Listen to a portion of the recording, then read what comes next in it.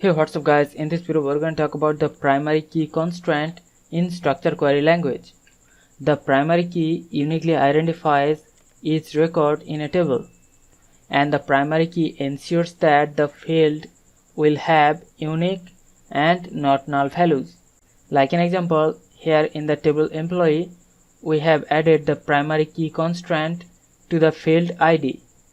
That means the ID will have unique and not null values, which will help us to uniquely identify each record in that table. And also a table can have only one primary key. Like an example, here in the employee table we can add the primary key to the field ID. So we have to write primary key, and this way we can make the ID field as a primary key of the employee table.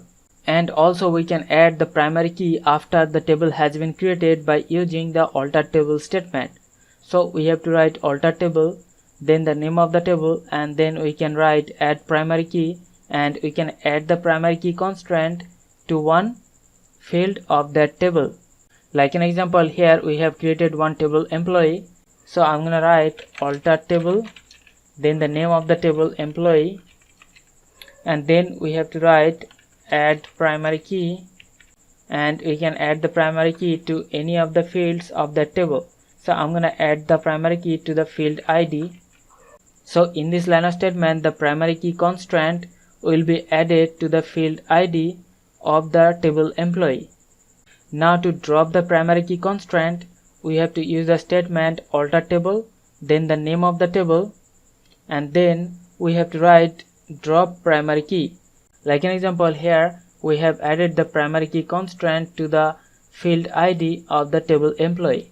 Now to remove the primary key constraint, we have to write alter table, then the name of the table, then we have to write drop primary key, and this line of statement will remove the primary key constraint from that employee table. So this is the way we can add the primary key constraint to one field in the table, which is going to uniquely identify each record in the table, and it will ensure that the field will have unique and not null values. So hope you understand the concept. We'll see you in the next one. Thank you.